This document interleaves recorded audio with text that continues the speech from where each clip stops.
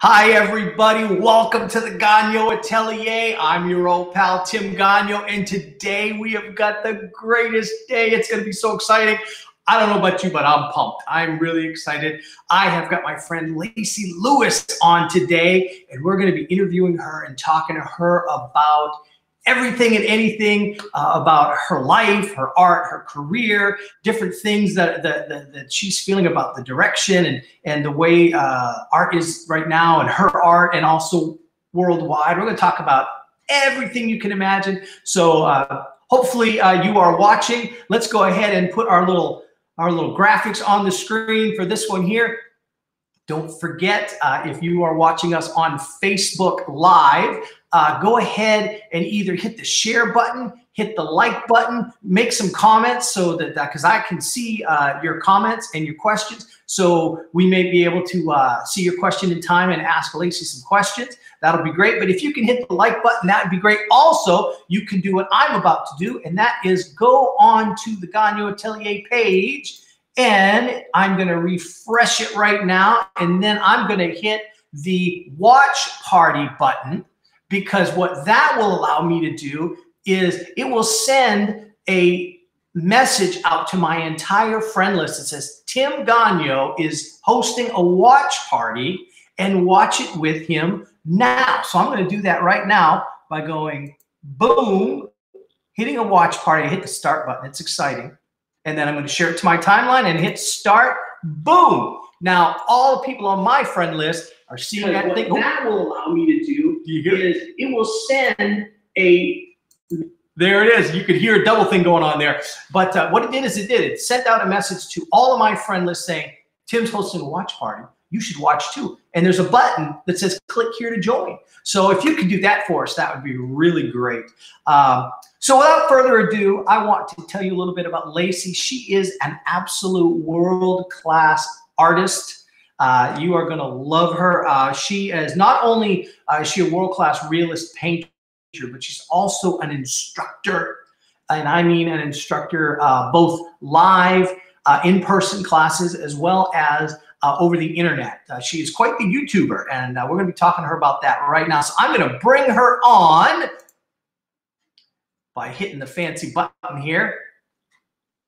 Let's see where she is. There she is. Hey, Lacey, how you doing? Welcome. Hey, everybody. All right. It's a fancy button, huh? It's a fancy button. You know, there's buttons, and then there's fancy buttons. Yeah. And fancy buttons. Bedazzled. Well, with all the daughters I have, trust me, there's a lot of bedazzled stuff in my life. Nice. Awesome. Yeah, and gray hairs and balding, but that's a story for another day. It's worth it. Yeah, it is worth it. You know, it's I gotta say, having lots of kids is lots of fun. It's never a dull moment, for sure. Yeah, I bet not. Yeah. Now speaking of kids, how many kids do you have? I have one. Oh wow, that must be so. I have one very, very tall kid. I have a son who is 22, and he's somewhere around 6'5". Whoa. I am not anywhere near 6'5", so. Did you put him on the back, stretch him out when he was young? How did that happen? I know. He just kind of came out like that. Like, he didn't have those short little baby arms and legs. He had long arms and legs. He kind of looked like a frog, actually. Like, legs were always out, a little man. So yeah, he's just. He's gonna love hearing that. He's gonna love hearing Mom talk about that, describing him as a frog. Yeah.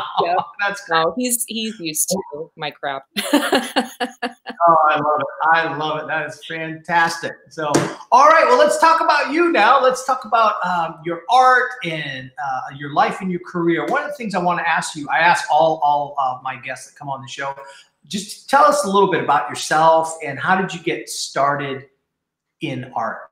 You're like, what made you decide I want to be an artist? I want to do this. This is the career path I want to go on.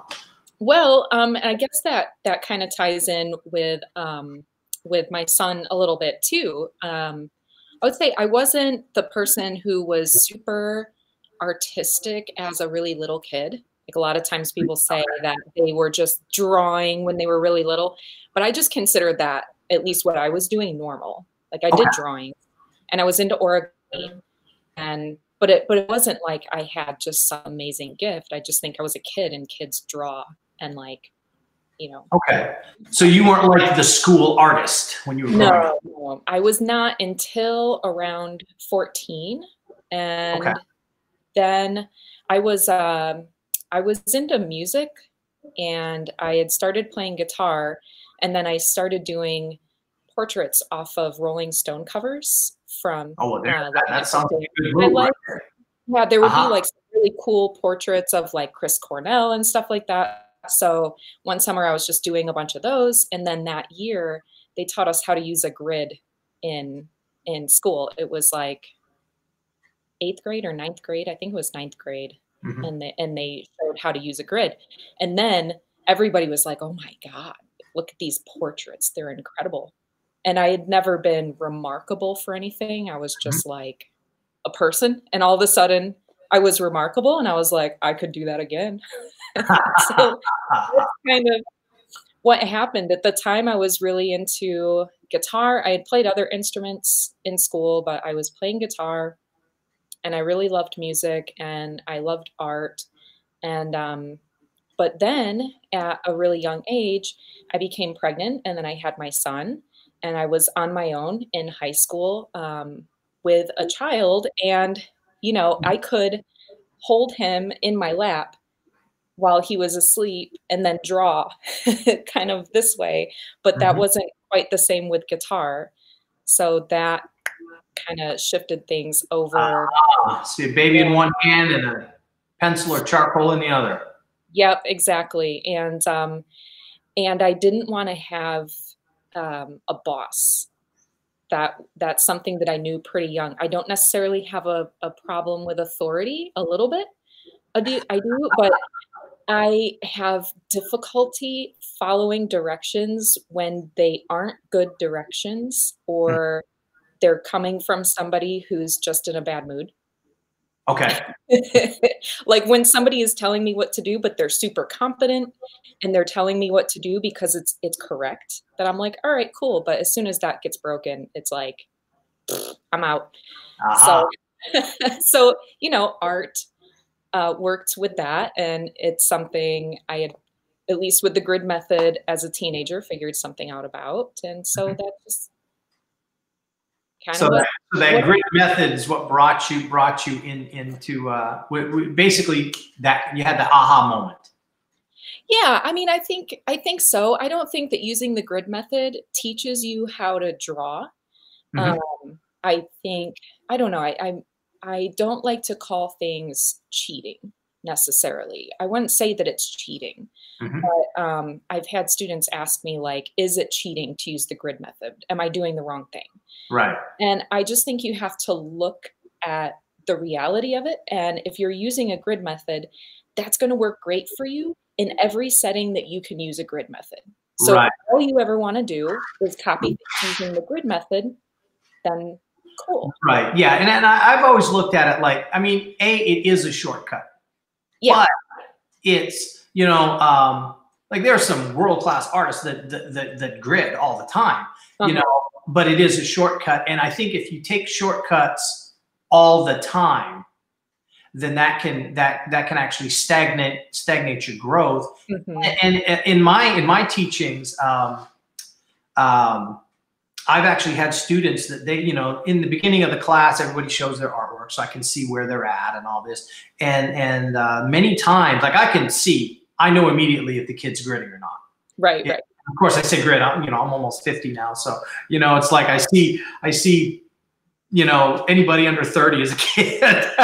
But it's like people come in and their artwork was like photographic, and the whole class is like, oh, my kid, I'll never compete with that. And they're the star of the class. Right. One. And I know immediately they grid. I mean, I can tell. I can see it. I'm like, okay, you're gridding. And then when we get into the class, by week 3 or 4, they are struggling so much with sight size drawing. Yeah. That I've actually had a girl burst into tears and run out of the class on me. And of course I had to go get her. And she was so crushed that she realized I can't draw. Yeah. That the poor thing doesn't draw anymore. Oh, that sucks. It breaks my heart. But like, I was like, I can show you how. And you'll be great. Yeah, it's difficult. Mm-hmm. It's very. She went from being the star to having people that in her mind couldn't draw at all within a few weeks of learning size drawing, and they were practicing like crazy. Right. They didn't have all these bad habits to break. Yeah. They got it like that, and she struggled so mightily. Yep. And that's what I find, with reading or people that transpose images and things like that. That it's like, it's a shortcut, and it gets the job done. Right. But at the same time, I mean, hey, Norman Rockwell used a projector. But he could also draw anything and everything from imagination, anytime he wanted, and it would be flawless too. So he had the skills already developed, and he had deadlines. So to me, a deadline, like a super tight deadline, that's when you use those shortcuts. Right. It doesn't help your skill level at all. So yeah, and that's the thing, and I would even, maybe this is controversial, I don't know, but I would even about sight size a bit too. So I teach a variety in my classes, and especially because, I don't have a full-time school here. So people are coming to me and they're taking a class once a week, or have some students that take multiple classes, but that's a limited time frame. Right. And so I teach sight size, but I teach other things too, because with sight size, I mean, that's not going to help you if you're at the zoo and you're trying to draw kangaroos and they're moving around and you can't keep the, you know what I mean? So it's some of the same thing too. Like a grid can help you anytime you can draw on a picture and then draw on your canvas and measure it out and blah, blah, blah, blah, blah. Right. And, the same with sight size. So I feel like it's like cross training, if you're going to the gym or you're an athlete or you're running, like those work certain muscles and not other ones. And if you keep going that way, you're going to get injured. So you have to balance. Right. Yeah, that's a great point. Having a balanced art education, developing those skills, that muscle memory in different ways, that is really good. Yeah. And I feel like they positively influence each other too. And I don't know, I would include a grid actually in that list of like, cross training, artistic cross training. To me, it's not necessarily on the list. It's a measuring technique. Right. But yeah, I don't know. I feel like when you study maybe things that don't help you get proportions, but help you get more expression, that positively influences things that you're doing when you are trying to just get the proportion and measure. But if you only get proportion and measure, there might not be any feeling to it. It might look like, if you're drawing people, like a cadaver. Right. But, working it all together is good. Right. Now, what is your preferred method when you're drawing or painting? Do you like to paint from life, or do you like to do from photos, or what do you and what do you think? Not only what do you prefer, but what do you think is superior? Well, I think there's a mixture. I've heard you teach on both, so. Yeah, I teach on both, and I do actually think there's a mixture. I think if you would have talked to me 10 years ago, I would have said, absolutely, working from life is always better. You have to work from life. I wish I could work from life on everything, and one day when I've made it, I will work from life only. And I'm not of that opinion anymore. I think I think part of it's 10 years of working, and part of it's 10 years of teaching also, that there's definitely stuff you absolutely have to observe from life. And I learn more observing from life than in any other situation. But I also know that sometimes when I'm working with a student, a photograph is absolute and it's concrete. So I can be very literal with, compare this measurement to this measurement. And it's much easier, whereas things can get a little wiggly from life. You kind of have to talk about what you're seeing without actually pointing your finger on it. And the same thing with color, that I can get students to match colors on a photo so that they can actually make shadows dark, make lights light, all that kind of stuff. Whereas from life, you know, sometimes it's hard to get a student to see it, and your eyes shift so much from the light side to the shadow side. Right. And the thing's moving. You know, if you're painting for light, that thing is moving, and especially a human model. I mean, you know, have you ever had a model fall asleep on you? Yes. Yes. They're like, whoa. There have been a couple times it was fine. There was one time, it's actually one of my favorite drawings. The model was reclining and facing away, and the timer went off. And I said, okay, you can take a break, and nothing. But she didn't budge. So it was perfect. But no, there was another time within 5 minutes, this woman was like falling out of the chair. It was bad. Oh man, that's hilarious. That's hilarious. But it happens. You know, that's the thing. It happens. And sometimes, you know, and not only that, you know, drawing and painting from life isn't always feasible. You know? Whereas a photo, you can get a photo of anything like that. Yeah. Well, and there are limitations. I feel like you know, working from life has to educate everything. You know, I can sense the presence of someone from life, not necessarily on an emotional level, but just you can notice what it feels like and what it looks like to look at someone or to look at a certain area. And you can make decisions as they're moving around that you like one aspect better than another. But I cannot do a painting from life, a large scale oil painting from life of a woman hula hooping. Right. It's impossible. Yeah. You know, or like in a pose other than relaxed. Like all of my figures that I do from life, the drawings and the paintings, they're chill. They're laying down. You know what I mean? You can't even have them reading a book because you can't hold a book for 20 minutes. Right. Like this. Let me show you a picture here. One of your paintings, and this would be a perfect example of you have to paint from a photo because there's no way you could do this from life. You could part of it, but to get the lighting and the shadows, there's only one way to do it. It would be from photo, and it's this painting right here that you've done of the fire. I appreciate the fire because I'm known as the fire painter. And when I do performance art, sometimes, you know, where you do the speed painting. Right. And my shtick has always, I've been doing that for like almost 15 years now. My shtick is while I'm painting, my paintbrushes are on fire. Oh, gotcha. I'm breathing fire as I'm painting the thing real fast. So I like the fire. But this is an example of you can't paint this from life. There's no way. She would die. And so. Yeah. It would not be safe. Yeah, it wouldn't be safe. You would never be able to capture the lighting. This has to be done from photo. So do you hire a professional photographer when you do these things, or do you take pictures yourself? Or? No, I take the pictures myself, and I'm a total hack. There's nothing beautiful about my photographs. I basically know how to use the camera well enough to get the reference that I want. So I underexpose everything on purpose. And I mean, partially that's because I have dramatic lighting in my work. I don't have a lot of like outside in the sunshine type compositions. It's like fire or stage lighting or something else.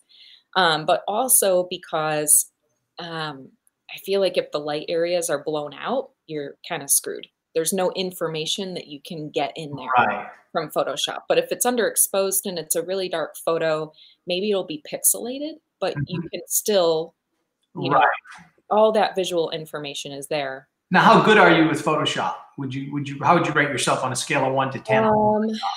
I can't fool anybody. So when you Photoshop something, you can tell it's been Photoshopped, is what you're saying. Yeah, it's hacked. It's hacked together because I will, like that particular image that you just showed, that was, I can't remember if I had combined different photos of the model in that one, because I often do that. You know, you like you have to sometimes better than another.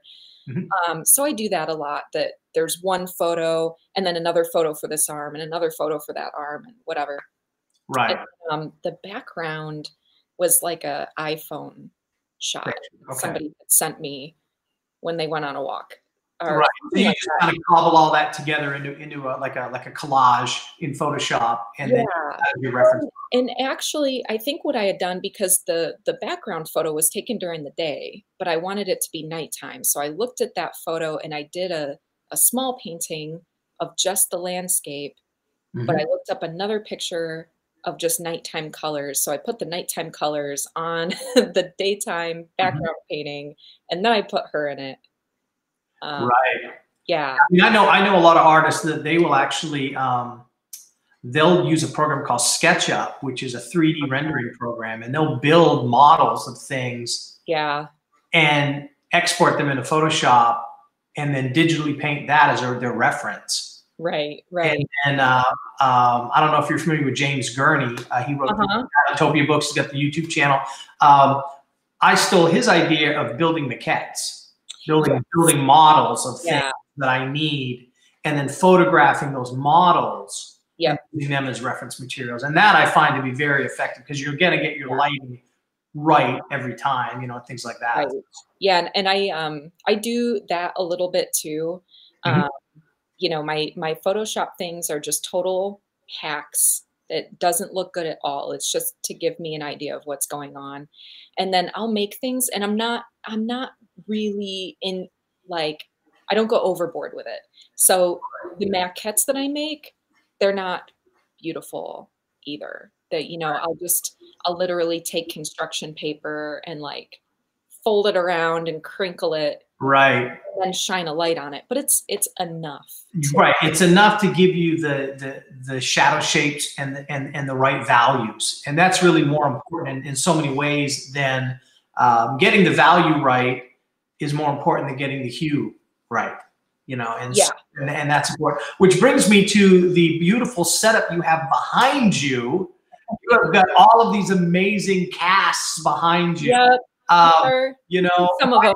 A few more around the room, but yeah, my students will they hate those things. Those are those they go, oh, it's my next. Oh, we have to do the ball again, the spear. No, you know, I make them do the spear all the time. Yep. And like, the spear is your friend. You hate him, it's your frenemy, you know. And so you hate that spear, that white ball, but you will learn to love it because it makes you better and all this. And so tell us about those and how much you use those in your instruction, or also for you, like when you practice. Well, you know, most of my practice is just when I'm teaching, and and regarding the spheres, I've begun telling my students that I realized I have been drawing a sphere at least 3 times a month on average for 12 years. Yeah. It has made me such a better artist. And I never would have done it if I wasn't teaching. Right. And so I would be a way crappier artist if I wasn't teaching. Like, oh, yeah.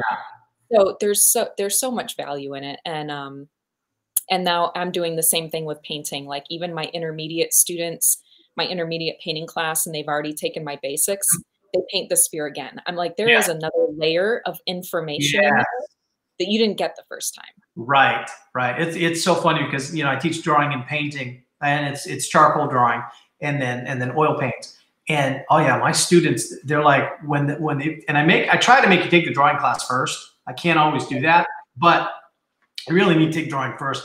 But when they see that ball again in the painting class, their face, they ain't happy about it. But they see that ball again, and they're like, oh. My students get more tired of fruit.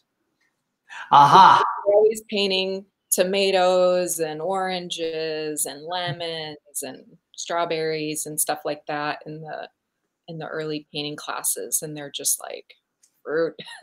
Right. Now, for those who don't know, what is the benefit of painting from casts like you have behind you and simple objects like a plaster ball? Well, the benefit is that there are no patterns. There are no differences in color. So you're only working in value. Right.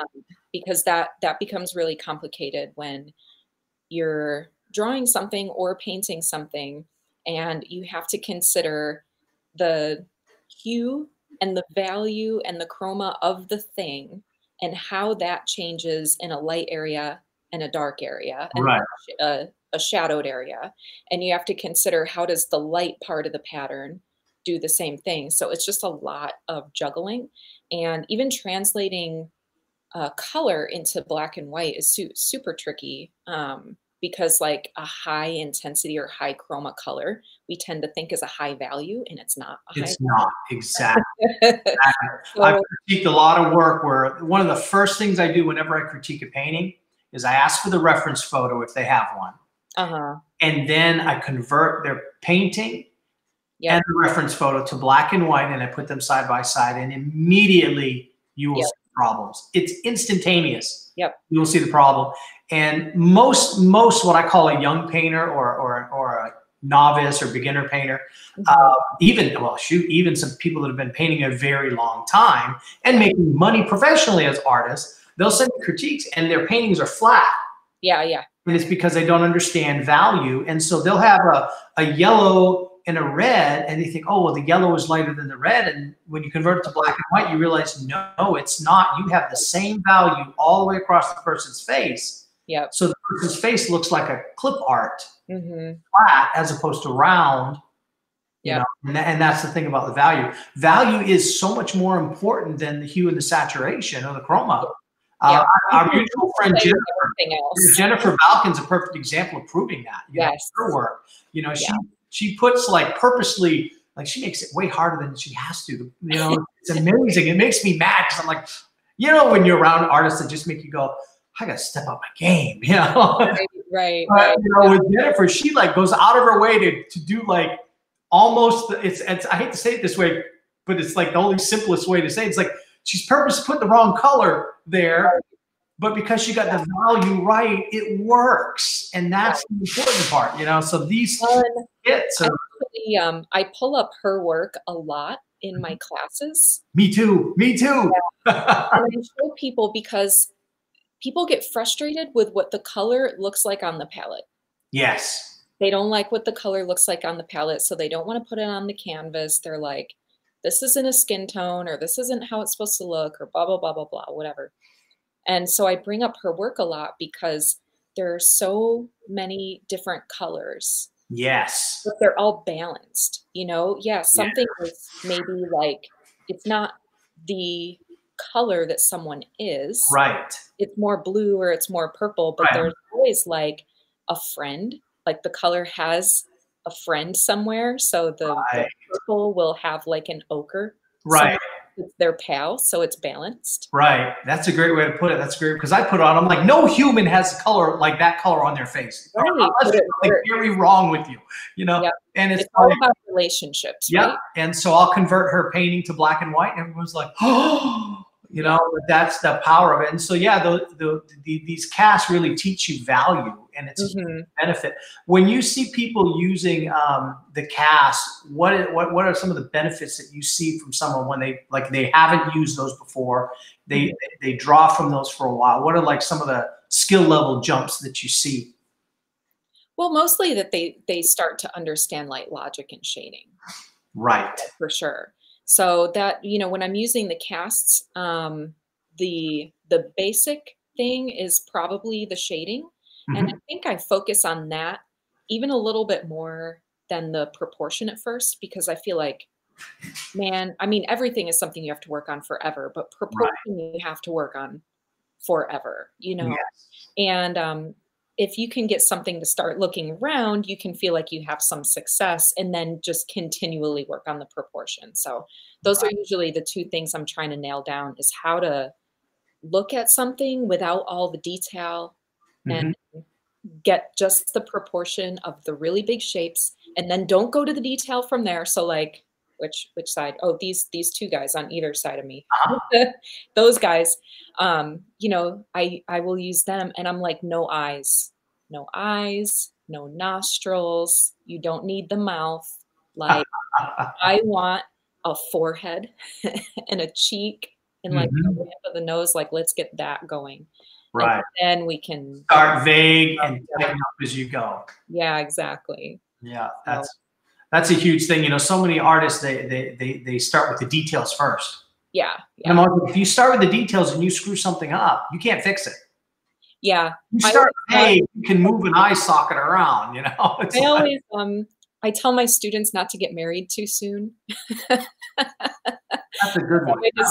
That's what my joke has been for a while now, is that that I say, you know, sometimes you get started with an eye and you invest all this time and you've got the highlight and you've got the eyelashes and like you really are so sure about this eye, but then as you're working around the face, you realize it's in the wrong spot.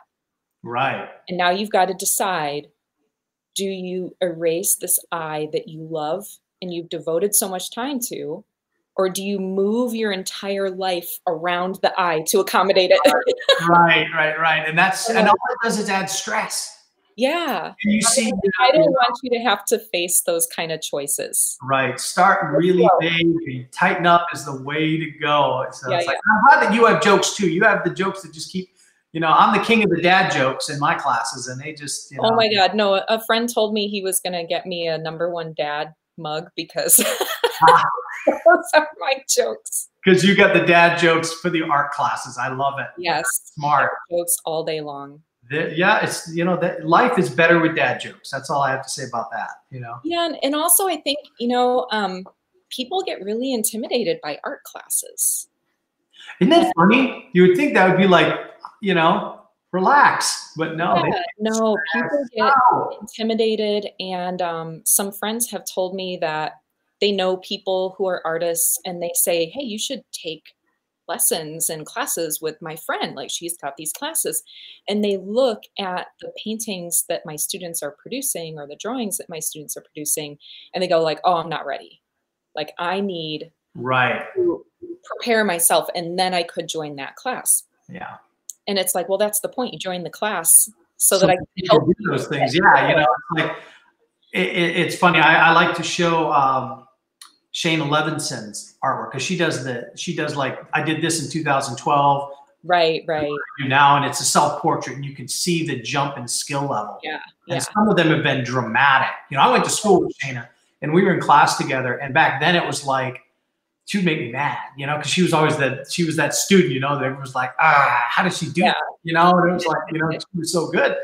But when you compare her work now to back then, you know, that was her best work back then. And it's not even close, you know, and I like that quote. It was a sportsman that said it. I think it was a famous basketball player. He said, hard work beats talent when talent doesn't work hard. Yeah. Yep. I love that quote. I use it all the time. But I show my students that too. Like I've had students that have been painting with me for almost 4 or 5 years, and I put them side by side, and you know, it's dramatic. And other students see that though, and they freak out. So it's like, well, look at her 3 years ago, and look at her now. Oh, I can do this then. You know. So that's really cool. So what drew you to realism? Out of all the art genres out there, you chose realism. Was that a natural thing for you, or? I think it's just my personality. You know, I think artists are supposed to be free spirits and I don't know, hippies or something. I don't know about being a hippie because I'm the hippie you can get. I like to say it because I don't know, it's just funny to call people hippies. But But I don't. One of my daughters is quite the hippie. I'll say that. Yeah. But I'm just more concrete and logical than I am creative. I think I don't think I'm super creative. I'm kind of a dork and a nerd, and I'm like an INTJ. So I just want things to make sense and like, here's the thing. This is how it is.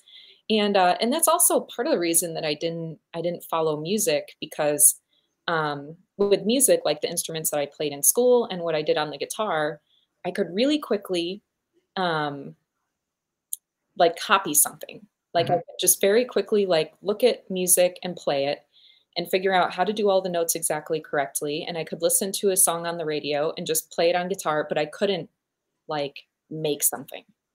I couldn't like get into it. Like I would just be like very like a robot.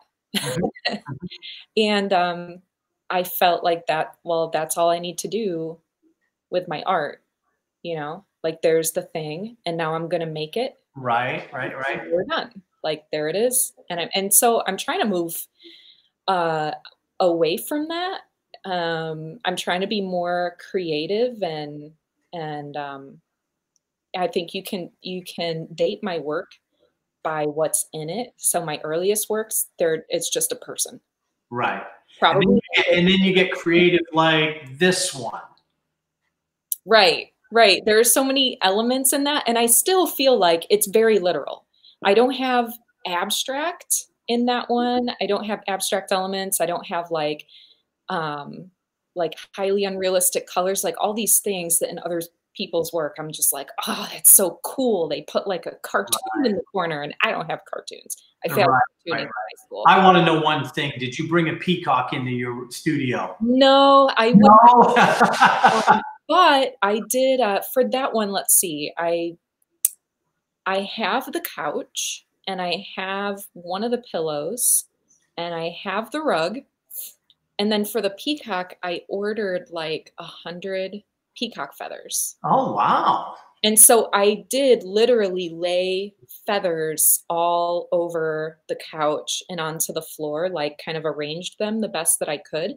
So the peacock wasn't there, but I did get the feathers like cascading. Oh, wow. So you kind of painted from life the feathers, the tail.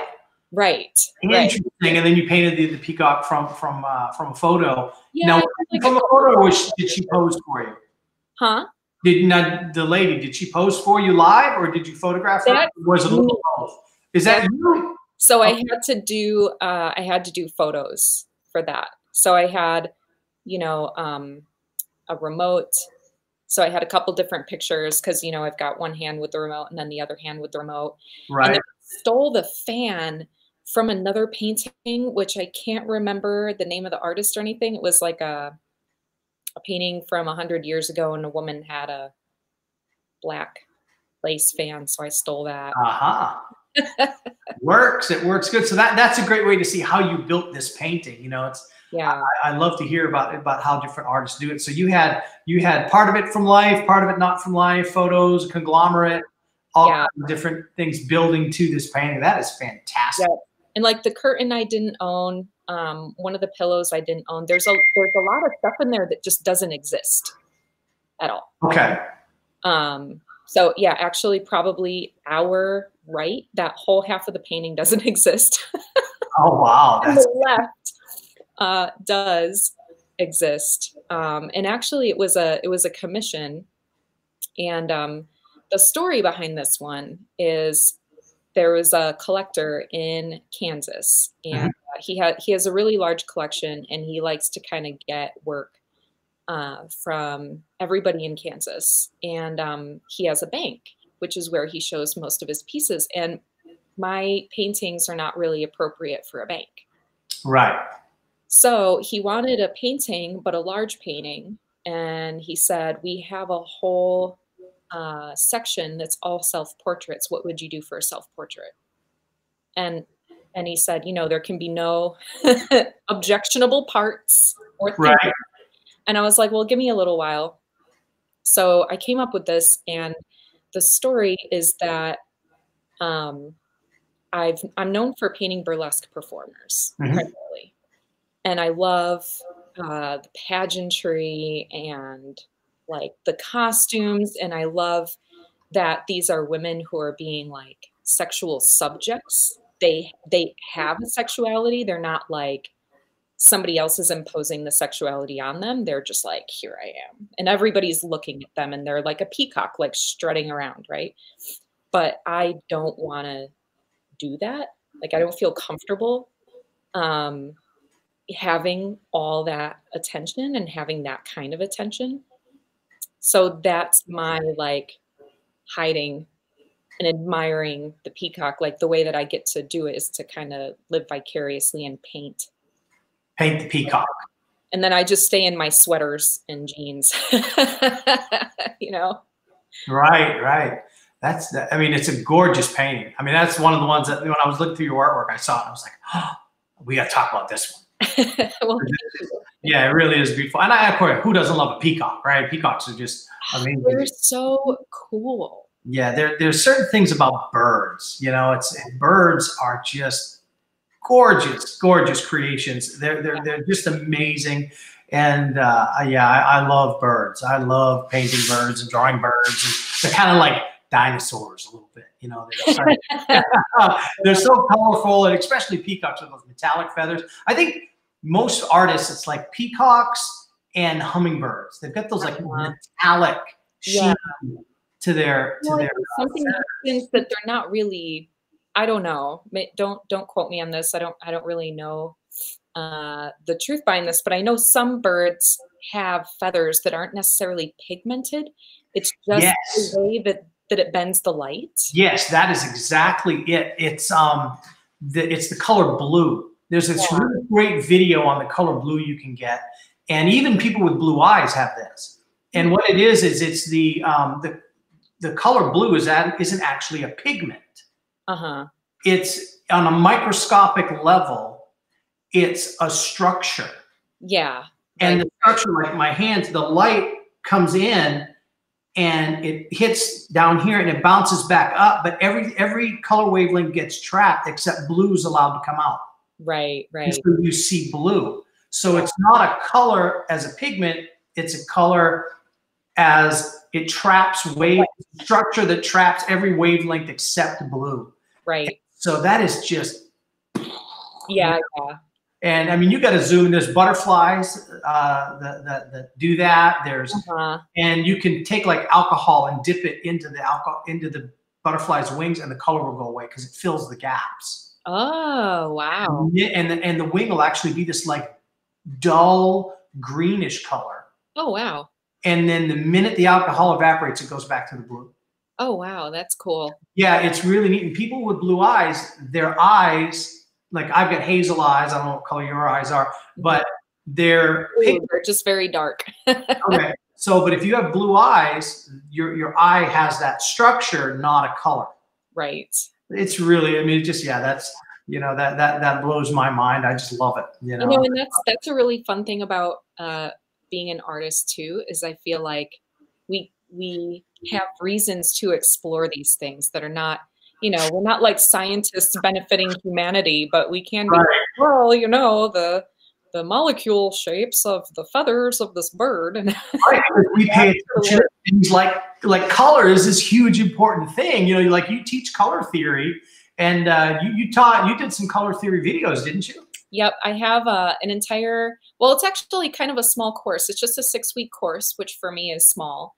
But yeah, I have a color theory course for painters, and it's meant to be done in any medium. I'm really just an oil painter, but the same ideas apply. Right. And the cool thing about this course is that I keep learning new things through it. Oh yeah.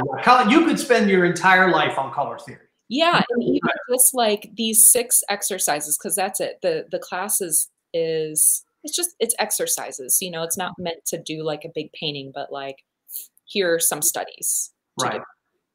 And so I discovered right now it's 2 different combinations that I think are really pretty interesting. One is quinacridone rose and yellow green, which I don't have a standardized name for that pigment because it's just there are only a few that I've found. Right. It's very yellow green. And it's perfect for skin tones. You can get like all the skin tones that you want. Because it kind of makes like a orange. The red and green make an orange when you mix them together. Low chroma orange. And then the next one that I found is a magenta. Magenta or fuchsia. I forget the name of the pigment because I was doing this one in watercolor, which is weird for me. Yeah. That and a yellow that made red. Or no, it was like a violet. It was like a purple. A purple and a yellow that made red. So I did a painting, just a sketch of a yellow pear, a red pear, and a green pear, just using yellow, purple, and black paint. Right, and you can make this amazing painting. Yeah, when you start mixing and that's the complementary color scheme. They cancel each other out, and you get this beautiful flesh tone. Right. Yeah. I was always trying to find colors that just make a perfect neutral, like burnt sienna and ultramarine blue. Like I was just trying to go right towards gray. But then I started thinking, like, why not, instead of having the complementary pairs be perfectly opposite, just kind of skew them to one side a little bit. Right. So when you mix them together, instead of getting gray, you get orange. Right. Yeah, and that's how I make my black. I take the you know, I take the burnt umber and the ultramarine blue, and I make a black. And the reason I like that is because if I add more of the blue, I get a cool black, which makes me have my cool grays, and I can warm it up by adding more of the brown. Yep.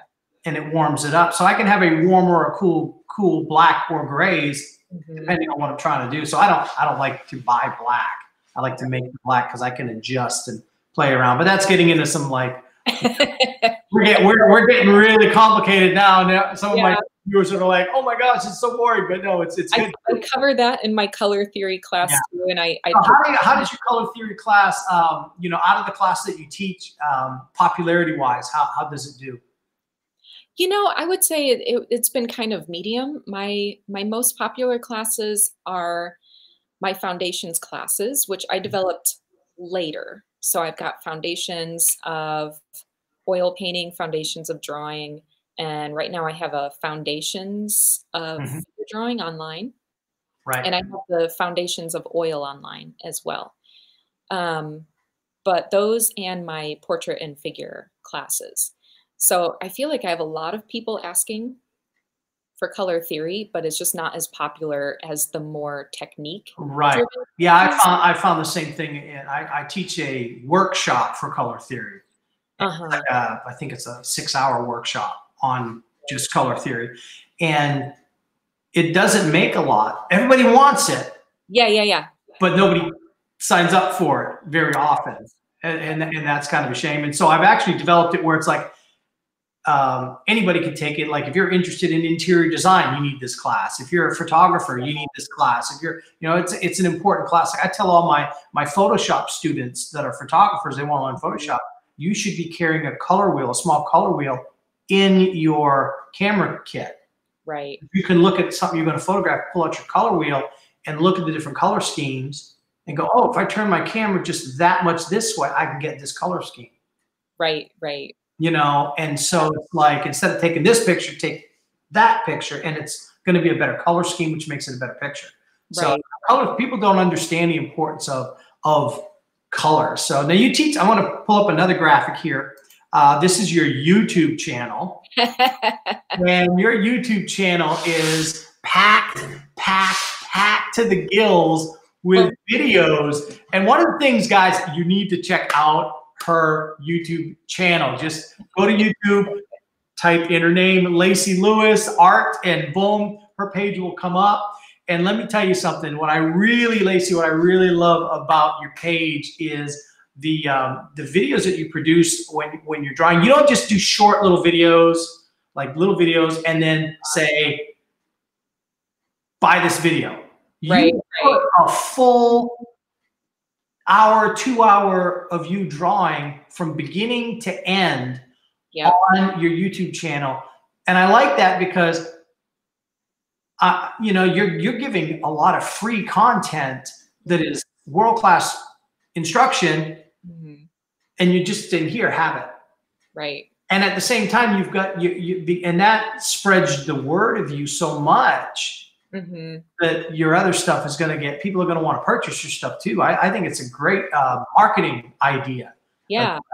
Well, and when you think about it, you know, if you think about yourself, because I think we all still like, at least I do, like to take workshops, learn from other people. And I have never watched a video of somebody teaching and like giving information away, and it's never made me think like, oh, now I don't need to take a workshop with them. Awesome. I got it for free. Right. You want to take a workshop more. I go like, oh man, I want to take a workshop. Like the more that I see how someone works, if it's jiving with me, like I want to see more of that. I want to, you know, then go and meet them and work with them, get feedback and see what they do in person and ask a question and all that. So, you know, I think that we're led to believe if we give away our secrets, there's some kind of scarcity going on and people are just going to take it from you. Oh no. Yeah. But a lot of artists are like that, aren't they? You know, I remember I had an artist, and he's a friend of mine now, but in the beginning, I could tell that he was worried I was going to steal his idea and like run with it. And so I was asking him how he did a particular technique, and because I was trying to figure it out, and he would not. I mean, it was like he was holding on to, like, he had a map to a gold mine. And it was like, and he even told me that he bought this particular product from, like, you could only get it from Europe. And I mean, he was just lying to me about his. And then I found it at Hobby Lobby. I kind of think I need to be careful with my time. So, for example, I can't necessarily reply to an email where someone has a question and they say, hey, how do you do this? Can you tell me some tips about how to draw? I can't necessarily take my time to develop something for that individual, you know? Right. But when I put out a video on YouTube, or I make something that then I can just give away for free to everybody, it's going to help those people, you know, and it's going to help people who they can't afford to come to me. So there are people who it doesn't matter if I hold my secrets or I let them out, they're not going to be able to afford to take a class, or for some reason they can't travel, or they have a child at home who they can't leave, and they're going to benefit from that. And I think that that's correct with the world. And then the people who have the means and the ability are going to want to come to me. So I think that, I don't know, I don't think there's benefit in holding your secrets. I don't think it's going to make you more money or make you, you know, wealthier or whatever. I don't think if you give away your secrets, like, somebody's going to copy your work and do it better and make more money and you're going to be out of a job. I don't think that either. If you're working, the more you give, I mean, to me, it's a spiritual principle. The more you give, the more you receive. Right. And so having that giving heart, and to me, I call it the maestro's heart. You know, maestro is just, all it really means is master. Yeah. And so you, as a master artist, you're giving to the next generation of artists your knowledge, and you're giving it to them. And by giving that, it's benefiting you, and you're growing as an artist as well. Well, and that's honestly mostly how I learned. So I moved from Syracuse to Kansas City, and I had originally planned to go to an art school, but then I realized that that didn't really align with what I wanted to do, because I realized I wanted to be a realist. So I had a young son, and I didn't have the money or the ability, because I was here by myself. I didn't have, like, oh, drop him off at my mom's house and then go do this other thing and take a class. It just wasn't a possibility for me. So the way that I really learned, since there were no online classes, there was not YouTube, there were forums. So I went on these forums, and I'm sure that you could Google search and dig and find some real suckers of paintings that I did. And artists who were really great artists and knew what they were talking about took the time to critique, come and say, like, here's what needs to be different. Here's what's wrong. Here's where you're going right. I had people communicate with me by email, and they'd send me, you know, they would see my work and see my posts. I had 2 different artists mail me. I didn't ask anything, but 2 different artists mailed me art supplies. Oh, wow. Like, yeah, because I'm just like, no, this is what I have. I've got this 12 pastel set, and I'm like doing this thing over here. And so one artist said, you know, I don't use my new pastels. I have a whole bunch. I don't use them. I'm going to mail them to you. Another artist said, I've got all these mediums and paints that it's just not what I'm using now. Right. Let me give them. Like, holy cannoli. How can I then? I don't want to put my secret on YouTube. Right. Because people gave to you, you're giving to others. I think it's fantastic. I think that's fantastic. The reason I'm like painting the way that I'm painting is because some people were generous with their time, and they might not even remember. I don't know, but I mean that's fantastic. I absolutely love it. So let me ask you real quick, because we're going we're getting up there in time, and I could talk to you all day. I'm having a blast. I know. But I want to ask you, because people always want to listen. So a typical day for you, how often are you drawing daily? Do you draw daily, or paint or draw? Are you creating every day? Do you go some days without? What's a typical day for you as a professional artiste? Well, it's been shifting a lot with the coronavirus. So, I guess I feel like my schedule has been shifting a lot my whole life, because at one time I had a pattern where I would paint when my son went to bed, and it was like the rule that he had to be in his room by 8. And he got up really early. So like 8 is not bad, because he was always up at 5, no matter what time he went to bed. So I would paint in the evening, and that was my routine for a long time. And then there was a different routine where I was painting during the day and teaching classes in the evening. And then, it's like constantly everything is shifting. So I had been in a pattern where I was painting 2 days a week, but the whole day, 2 days. And I forget how many days a week, 4 or 5 days a week. Other than that, I was teaching and doing accounting and making the YouTube videos and everything.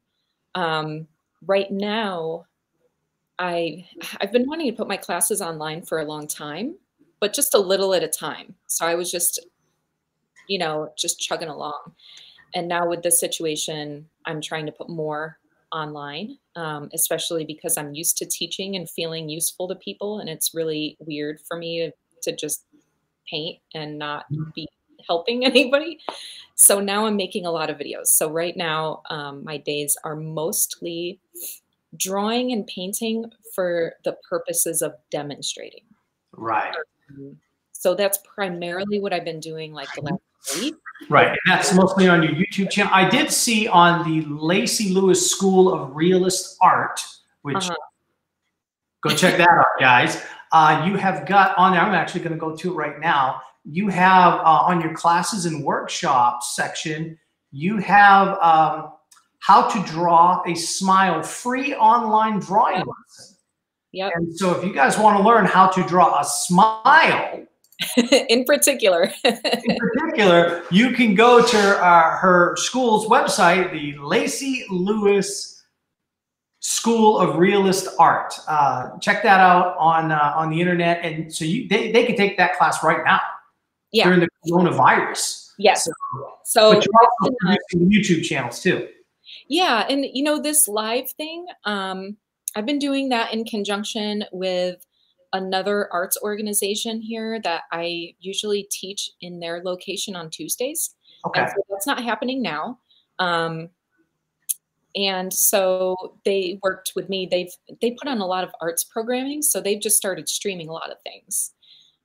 So they asked like, well, would you teach an online class once a week, maybe just 30 minutes or something? And I was like, oh, totally. And that's like the highlight of my week right now, because it's one thing making the videos and then editing them and putting them out. But with these, I mean, they're short. They're intended like if you have not drawn, you don't know what you're doing, you can jump in. You don't need any prerequisite knowledge. And I usually take about an hour. That's been the average. And people draw along with me. Oh, great. Neat. Yeah. So I talk about like, anatomy a little bit, like here's how I think about this thing. And then I go step by step. Here's how I draw it. Here's how I draw this shape and that shape. And yeah, people draw with me, and then they send me their drawings, and they can like type and say hi and ask a question, which is really fantastic. Cool. It's kind of funny. The with the coronavirus and all this that's been going on and everything shut down, and I've noticed that there are two kinds of people that I'm seeing online. There are those that are absolutely panicking, and then there are what I'm hearing from you, opportunity. Yeah. You're hearing opportunity knock, and you're taking advantage of it, and you're seeing how even though this is a tragedy, people are literally dying. And it's bad out there, and the economy and everything else. But you're seeing that this is also an opportunity to help people, to Yeah. be what I call an art evangelist. Uh-huh. As a way to, share your art and bring people together in such a great way. There are, because let's face it, right now, artists, everybody's getting into the act of being a YouTuber or a Facebook yeah, or whatever. I mean, it's like this show used to have way more viewers, and then the coronavirus, the viewer actually went down a little bit because there's so much content out there right now. People are living on Facebook, and every artist out there is doing things. And so that's been, I think it's great. Because I think this is that opportunity for hobbyist artists who have been dying to make the transition to full-time artists. They're giving it their go right now. Right. So I'm like, go for it, And so, but I really appreciate how you're taking this time and you're going, what can I do to bring positive as opposed to doom, gloom, woe is me. Right. The world is coming to an end. It's the apocalypse, One of the things that, because I'm a big student of history, and in my college class that is now online, in my art history class, we've been talking about the Renaissance. And what people don't realize is the Renaissance was a direct result of the plague. Right. The plague wiped out 60% of Europe, but you had the survivors had all the resources and hardly any competition left. Right. And because of that, they didn't have to go crazy for food, for clothing, for sustenance, for any of those things. So they had this thing called time. Right. Time, which is the most valuable resource. And they started to take advantage of that time. And what did we get out of it? The greatest moment in human history for the arts and the sciences and philosophy and culture, it exploded. So I'm looking at this like, what good can come out of this thing? And I can see that you've got that same mindset. I really appreciate that. Well, and also sometimes it comes down to, like, I think when I think about my Tuesday group, they're not even a group, the Tuesday thing that I think the thing that people are getting most out of it is just some communication. Yes. Like, I know that's what I feel afterwards too, is that, like, man, that was fun. Yeah. That was fun. There were some people sketching and I got to converse just a little bit, it would be really cool. I haven't tried Zoom, but it would be really cool to do something like that too, where I can actually see people. But yeah, it does just give a little bit of connection. And I feel like art is meditation in some way. And if people are just able to sketch an eye or a nose or whatever for a little bit and like meditate, I mean, that's just good. And then it creates goodwill.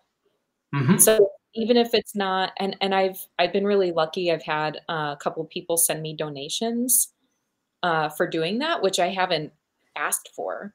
If anything, I've asked them to support the other organization that they're just putting on a lot of programming. I'm just doing this Tuesday thing, Right. But yeah, I mean, it creates a good feeling around you and with the people that you're creating a good feeling for them. So then they think to give it back, and just people writing me and saying thank you right now is really nice. It's amazing. Art brings people together in a way that very few things can, whether it's music or visual arts, but not just looking at art, but creating it and then creating it with someone else, whether it's online or in a group. There's a friend of mine, Matt Tommy, he's got this gigantic Facebook group called Thriving Christian Artists. And he's got like 20, 30,000 people on it. Yeah. And they're doing a thing called the Coronavirus Art Challenge, where they're doing a piece of artwork every day and they're putting it on this group for everybody to see, not to see who this, not like an juried art show or anything. It's just look what I did, and everybody cheers and cheer for the next artist to post. And it's just this great, amazing thing. But art it brings people together, and creating together it's powerful. It really is. I mean, I love to paint with and draw with other people. Obviously, sometimes as a professional artist, you're trapped in your studio. Right. The four walls around me. This is like, I live here. Like I joke, I say, people are like, how are you handling the coronavirus situation? How are you handling the quarantine? And I'm like, if I didn't have Facebook, I wouldn't notice anything was different. Right. Because I never leave here. It's me and the dog. You know? And so he thinks it's great. He comes in here with me and he's like, woo, we go crazy. But that's it. I've noticed that the difference between my husband and myself, for example. So definitely things are different for me because I don't have students coming in here right now. Right. But that's not such a huge drastic difference. It is like I'm going home at a regular time now instead of being here late with my classes. But a lot of times I'm working by myself anyway. Right. And so it's not a huge transition. And also I have times that I'm like this anyway. Like I'll have a week or so in between groups of classes that I put there so that I can get some other things done, or because it's December and nobody wants to come in December. So I just cancel all my classes anyway. So this happens sometimes for me. But that means that this isn't on my mind 24/7 as in a threat to be getting sick. So I know when I go to the store, I need to wear my mask and I need to take all these precautions because I'm going to go to the store and there are a lot of people, blah, blah, blah. Right. But I spoke with my neighbor the other day and I didn't even think about social distancing because it's not 24/7 on my mind because I don't see anybody but my husband in the evening. That's it. Right. I don't see any other people. Yeah. With him, he works at an insurance agency. So they have the door closed there, but he still goes to the office every day. That's the same. He still has his coworkers. That's the same. People come to the door to make a payment. They don't let them in. They put on the gloves, the mask. They put on all their protective gear, have the person put everything in an envelope. They take it in the envelope and like wash the money or whatever. Oh my gosh, yeah, that's it. So he's thinking about it all the time. So he's anxious. Right. I'm not anxious because it's not in my face like that. Right. I've got some friends that are ER nurses, and one is like really serious about it, and the other one's like, it's not nearly as bad as people are saying it is, and then one's freaking out. So it's like, it's wild. And they both work they work at different hospitals, but they work in the COVID department. Right. And it depends on I guess it's all about perspective, but it's really wild. Like my wife works for a defense contractor and military related and all that. So they're really strict on different things. And so they're hyper vigilant about this. And then she comes home and I'm just like, but it's me, dog, and the goldfish. That's it, So, but well, hey, Lacey, it was fantastic talking to you. This has been we need to do this again real soon. Sure, that would be great. This is fantastic. And then maybe we could we'll change the subject a little bit and maybe we can do something a little different. But this is great. We are definitely going to do this again. So your website is Lacey-Lewis.com. Yeah, somebody had already bought Lacey Lewis, so I'm Lacey-Lewis. I understand. There's another Tim Gagnon out there who's an artist. Yeah. Oh my God. If you go to timgagnon.com, you don't find me. Right. You find a way better looking Tim Gagnon. You should he's younger too. And he's so good too. It's like, he's so good. He's a tremendous artist. But so you're Lacey-Lewis.com, and then you've got your school, the Lacey Lewis School of Realist Art. Yep, which is just schoolofrealistart.com. Schoolofrealistart.com.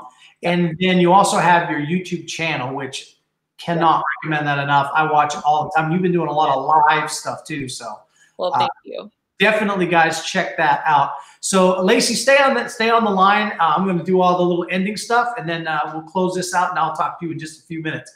Awesome. All right. All right, guys. Well, there it is, Lacey Lewis. I told you it was going to be a good one. And I was right again. I don't want to brag or nothing, but I'm gonna. Today was fabulous. I hope you enjoyed it. Again, if you like these broadcasts, hit the like button. Hit the share button. Next time we go on this Friday coming up, hit that watch party button so you can watch along with us. I'm going to be putting all these videos on our YouTube channel, the Gagnon Atelier YouTube channel. Every video that we've done on these live Facebook feeds will be on our YouTube channel here coming up, hopefully sometime next month in May. We're going to be doing that. So we've got some great content with some world-class artists. We don't call this the Modern Masters Podcast for anything. I only bring you some of the best and very successful, amazing artists, world-class. And so be sure to check that out. So if you go to YouTube, hit the subscribe button. I would appreciate that. But with that said, guys, just remember, next week, wait till you hear who we have next week. Next week, I have got Simi Jackson from Rosemary & Company Brushes. She's going to be talking to us about paintbrushes and everything you need to know about paintbrushes, what makes a good paintbrush, what makes a bad paintbrush, and everything in between, all the ins and outs of paintbrushes, and also how they're made and everything. It's gonna be pretty cool. I'm really excited, and I'm gonna break out the brushes that I fire paint with so you guys can see just how crazy awesome Rosemary brushes are, because I can use these things 4 or 5 times before I need to get new ones. They're that amazing. They don't even catch on fire. So I'm pretty impressed with that. So next week, that's who we're going to have, and I think you're going to enjoy that. So with that said, guys, just remember, it's your old pal, Tim. Remember, God loves you, and so do I. We'll talk to you later.